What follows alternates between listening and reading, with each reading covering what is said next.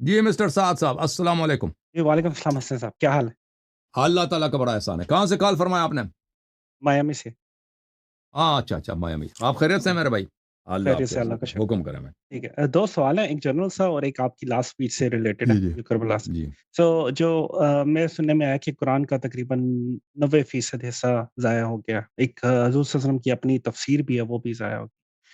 تو دو تین پوائنٹس ہیں اس سلسلے میں۔ ایک تو ہوتا ہے کہ کسی کتاب سے کوئی چیز نکالی جائے تو وہ جو ربط ہوتا ہے اس میں پرابلم آ جاتی ہے۔ تو آپ کے نظر میں کوئی ایسی چیز گزری کہ ربط نہیں مل رہا آیت کا آیت کے ساتھ یا صورتوں کا؟ عرض یہ وہ ہے میرے جاننا ہی بھائی کہ ہاں۔ قرآن کا 90% ضائع ہو گیا. یہ کوئی شیعہ حدیث نہیں ہے, یہ مخالفین کی حدیث اور متواتر حدیث ہے. ٹھیک.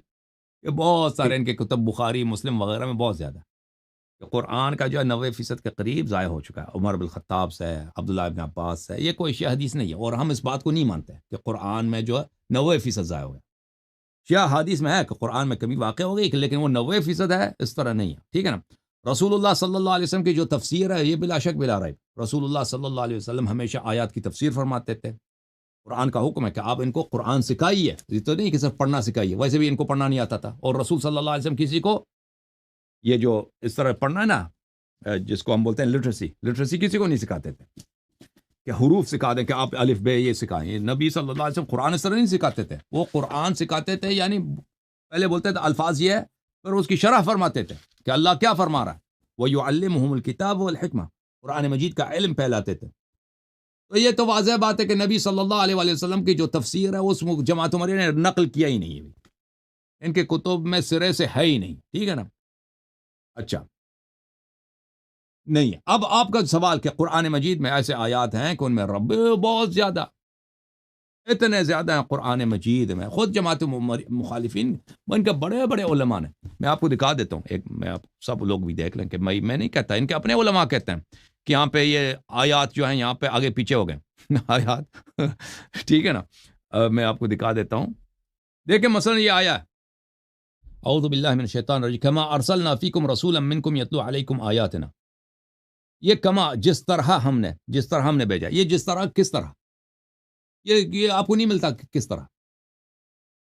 جس طرح کما ارسلنا فیکم رسولا منکم, یہ جس طرح جو ہے نا, یہ سورہ کون سا سورہ بقرہ ہے آیہ نمبر 23.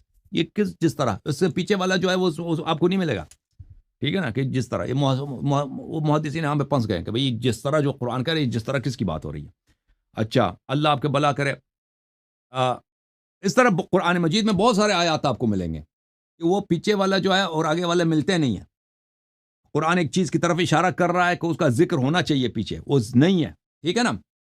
اور پھر اہل بیت علیہ السلام کے احادیث بہت ہیں اس مسئلے پر, اور خود مخالفین کے احادیث اس مسئلے میں بہت زیادہ ہیں. یہاں پہ آیت یہ تھی, یہ غائب کرا دیا گیا نا, یہ تو بہت ہے. اس کے روایات بہت زیادہ, کم نہیں ہے. جی سر مزید بولیں. جی، اور وہ جو اوریجنل ورژن ہے وہ کیا کہیں سیف ہے اور ریکور کیا جا سکتا ہے، ریکور ہوگا؟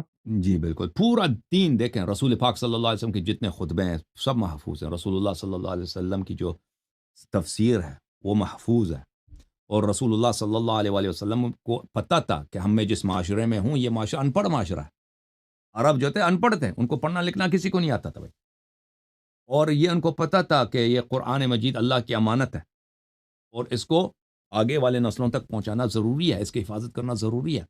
اور رسول پاک صلی اللہ علیہ وسلم خود ان کے اپنی قرآن میں, ان کے اپنے احادیث میں, وہ یہود و نصارہ کو اسی لیے تو ڈانٹتے تھے کہ انہوں نے اپنی کتاب میں چینج کیا.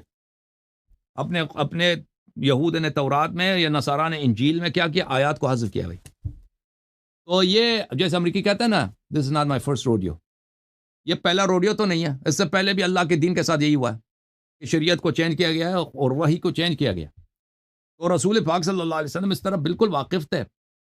تو ان جماعت مخالفین کہتے ہیں ان کی وفات ہو گئی, انہوں بس وفات ہو گئی جی. انہوں نے نہ بتایا کہ تم قرآن کو جمع کرو, نہ کسی کی ڈیوٹی لگا دی, بس چلے گئے, بس ختم. لیکن ہمارے ہاں یہ ہے کہ انہوں نے امیر المؤمنین علیہ الصلوۃ والسلام سے کہتے, پیغمبر کے پاس خود پورا قرآن مکتوب موجود تھا, پورا قرآن صحف میں. ٹھیک ہے نا.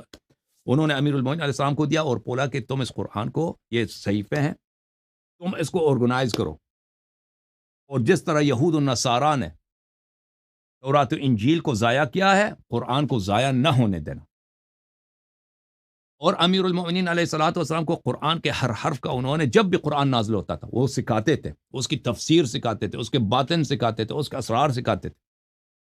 اور امیر المومنین علیہ الصلوۃ والسلام ہر قرآن کے ہر آیت اپنے قلم سے جب رسول اللہ صلی اللہ علیہ وسلم پہ نازل ہوتی تھی لکھتے تھے، اور اس کی تفسیر بھی لکھتے تھے. سن رہے ہیں نا میرے بھائی؟ لکھتے تھے. کیا؟ تو یہ سب امیر المومنین علیہ الصلوۃ والسلام کے پاس تھا، اور امیر المومنین علیہ السلام نے قرآن محفوظ کر لیا. پھر انہوں نے وہ قرآن صحابہ مسلمانوں کو دکھا دیا. بھائی پیغمبر کے وفات کے بعد دربار میں انہوں نے دکھا دیا کہ بھائی پیغمبر صلی اللہ علیہ وسلم نے مجھے حکم دیا تھا کہ قرآن جمع کروں، تو میں قرآن آپ کو لا کے دکھا رہا ہوں. تو صحابہ نے قرآن دیکھا کہ بھائی دیکھیں کہ کیا لکھا ہے. وہ قرآن انہوں نے دیکھا بھائی کہ اس میں صحابہ کی مذمت ہے، ٹھیک ہے نا، جو آیات ہیں انہوں نے کہا یہ تو خراب ہو جائے گا، ہمارا کام ہے، حکومت ہی خراب ہو جائے گی، یہ قرآن ہم تو بھائی لوگوں کو نہیں دکھا سکتے. کہاں کہ آپ قرآن اپنا لے کے جائیں.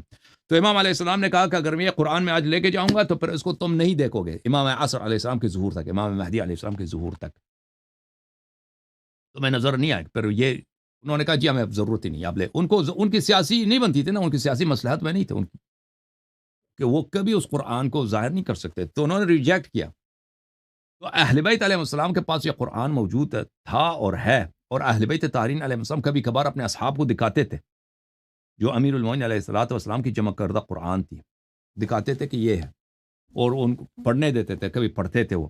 لیکن شیعوں کو منع کرتے تھے کہ وہ قرآن تمہیں پڑھنے کی اجازت نہیں ہے، تلاوت کرنے کی اجازت نہیں ہے، منع کرتے تھے کہ اس کا وقت نہیں آیا، اس میں ایسے حقائق ہیں، ایسی باتیں ہیں کہ وہ لوگ آپ کو قتل کریں گے، برداشت نہیں کریں گے. اس کو امام مہدی علیہ السلام جب آئیں گے، جب حقائق اظہار کریں گے، اسرار کھولیں گے، تو وہ آپ کو وہ ظاہر کر دیں گے، ٹھیک ہے نا. اور دین کا بہت بڑا حصہ ضائع ہو چکا ہے مسلمانوں کے پاس ابھی. جیسے نبی صلی اللہ علیہ وسلم کے جمعے کے خطبے کسی کے پاس نہیں ہے بھائی. انہوں نے اتنے خطبے دیے، کہاں گیا؟ اتنے تقریر، کوئی خطبہ نہیں ہے. وہ مخالفین کے پاس حتیٰ یہ کہتا ہے نا خطبۃ الوداع، یہ خطبۃ الوداع بھی ان کے پاس نہیں ہے. خطبۃ الوداع یہ جھوٹ ہے. یہ خطبۃ الوداع جو آپ کو دکھاتے ہیں نا، یہ بعد میں ان لوگوں نے مختلف فقرے ملا کر انہوں نے ایک پیراگراف بنا دیا. وہ ایک پیراگراف سے زیادہ بھی نہیں ہے، وہ کوئی حدیث نہیں ہے کہ ایک حدیث ہو. وہ مختلف حدیثوں میں جو ٹکڑے ملے نا مختلف صحابہ نے، اس کو انہوں نے جوڑ کے ایک آدھا صفحہ بنا دیا. یہ خطبہ، ان کے پاس کوئی خطبہ نہیں ہے نبی صلی اللہ علیہ وسلم کی، جو ہر دن خطبے دیتے تھے صبح شام ارشاد فرما، کوئی حدیث نہیں. بہرحال اسلام کا اکثر حصہ جو ہے کھویا جا چکا ہے، معارف کھوئے جا، لیکن یہ اس طرح نہیں ہے کہ کسی کے پاس نہیں ہے. پورا دین محفوظ ہے، کیونکہ رسول اللہ صلی اللہ علیہ وسلم کے بعد ان کے اوصیاء طاہرین بالکل نبی صلی اللہ علیہ وسلم کی طرح، اور نبی صلی اللہ علیہ وسلم کے سارے علوم ان کے پاس ہیں. اور امام عصر علیہ السلام جب آئیں گے وہ ساری علوم کھولیں گے، علوم کے دروازے کھولیں گے، ٹھیک ہے نا، اور ظاہر کریں گے. اسی لیے ہماری ذمہ داری ہے کہ ہمیشہ دعا کریں. اور اس دعا میں میں سب بھائیوں کو دعوت دیتا ہوں، یہ دعا جو ہے یہ اس میں بہت برکت ہے، اس میں بڑا عشق ہے، اس میں بڑا سوز ہے، اور یہ آپ کی زندگی کو چینج کر دے گی، آپ کی شخصیت کو چینج کر دے گی. وہ کیا ہے کہ ہمیشہ آپ دعا کریں امام عصر علیہ السلام کے لیے، ان کی سلامتی، ان کے ظہور کے لیے. پھر آپ دیکھیں گے کہ یہ بادشاہ کتنے عظیم ہیں. ہمارے امام امیر المؤمنین علیہ السلام ابھی زندہ ہیں، امام حسین علیہ السلام زندہ ہیں، وہ امام زمانہ علیہ السلام ہے.